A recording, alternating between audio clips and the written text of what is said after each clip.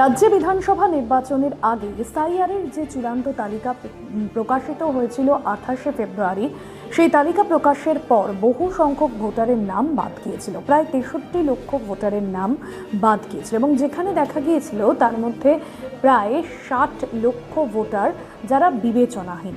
এবং এই যে বিবেচনাধীন ভোটারদের ভবিষ্যৎ কোথায়, বিধানসভা নির্বাচনের আগে যে এসআইআরের চূড়ান্ত তালিকা প্রকাশিত হয়েছে, যেখানে যে তালিকা প্রকাশের পেছনে সুপ্রিম কোর্টের বেশ কিছু নির্দেশ ছিল, পাশাপাশি বেশ কিছু বিচারকরা তারাও কিন্তু এই তালিকা প্রকাশের দিকে একটা গুরুত্বপূর্ণ ভূমিকা ছিল তাদের।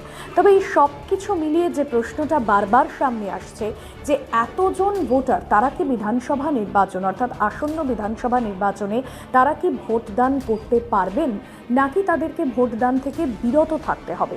আর সেই প্রশ্নের উত্তর খুঁজতে গিয়ে মুখ্য নির্বাচনী আধিকারিক মনোজ আগরওয়াল তিনি বলছেন যে এটা সম্পূর্ণভাবে সুপ্রিম কোর্টের গাইডলাইন ছিল, সুপ্রিম কোর্টের নির্দেশেই এই ম্যাটারটা যাবতীয় সব কিছু এসেছে। যে 60 লক্ষের কথা বলা হচ্ছে সেই 60 লক্ষ সম্পূর্ণ বিবেচনাধীন। 6 থেকে 6.5 লক্ষ হয়েছে, ওটা সম্পূর্ণ হয়েছে সেই সিদ্ধান্ত আমরা জানি না। রাজ্যে কমিশন আসছে এবং কমিশনকে জিজ্ঞাসা করেন। আমরা জানি যে 8 এবং 9 মার্চ ভীষণভাবে গুরুত্বপূর্ণ।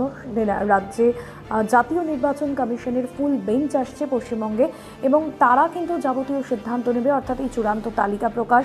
অন্যদিকে আপনারা জানেন যে 10ই মার্চ সুপ্রিম কোর্টে এই নিয়ে যে মামলা রয়েছে সব মিলিয়ে পশ্চিমবঙ্গে জাতীয় নির্বাচন কমিশনের ফুল বেঞ্চ আসা এবং এসআইআরের মামলা, এই সম্পূর্ণ কিন্তু পারস্পরিক একটা গুরুত্ব রয়েছে। এই জাতীয় নির্বাচন কমিশনের ফুল বেঞ্চ রাজ্যে এলে কী কী সিদ্ধান্ত তারা নেন, যাদের এখনও পর্যন্ত ভবিষ্যৎ ঝুলে রয়েছে ভোটারদের, তাদেরই বা কী হয়, সেই বিষয়গুলো কিন্তু দেখা যাবে। তবে নির্বাচন কমিশনের যে একটা তথ্য দিচ্ছে, যেখানে দেখা যাচ্ছে 2025 সালে 7ই অক্টোবর এসআইআর শুরুর আগে পশ্চিমবঙ্গে ভোটার সংখ্যা ছিল 7,63,32,000 এবং এই তালিকাটা ছিল 2025 সালে, যেটা এই মুহূর্তে সামনে এসেছে।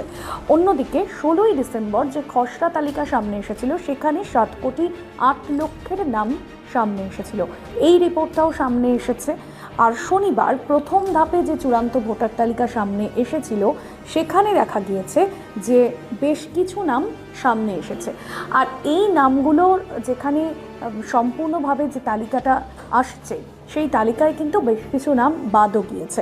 প্রায় 3,75,000 নাম কেটে গিয়েছে ড্রাফট রোল থেকে, অর্থাৎ নির্দিষ্টভাবে আপনাদের জানাচ্ছি ড্রাফট রোল থেকে বেশ কিছু নাম কেটেছে এবং এসআইআরের যে চূড়ান্ত ভোটার তালিকা, সেখান থেকে প্রায় 63 লক্ষের বেশি নাম বাদ গিয়েছে।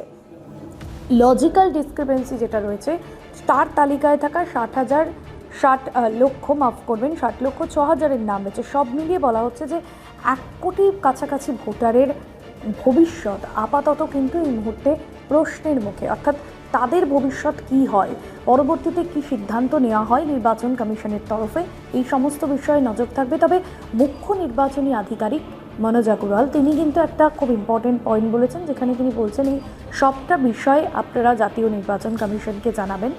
যে বিষয়গুলোয় ঘাটতি রয়েছে, সেগুলো যাদের নাম নেই, সেই সবটাই জাতীয় নির্বাচন কমিশনকে জানানো হোক, তারাই পরবর্তী সিদ্ধান্ত নেবে। এবং অবশ্যই যে বিষয়টা আমাদের মাথায় রাখতে হবে, সবটা সুপ্রিম কোর্টের অর্ডারে হচ্ছে, সুপ্রিম কোর্টের ম্যাটার, সেক্ষেত্রে দেশের শীর্ষ আদালত যা সিদ্ধান্ত নেবে সেটাই হচ্ছে। আপাতত এই বিষয় এখানেই শেষ করছি। অন্যান্য আপডেটের জন্য ফলো করতে থাকুন কলকাতা টিভি ডিজিটাল।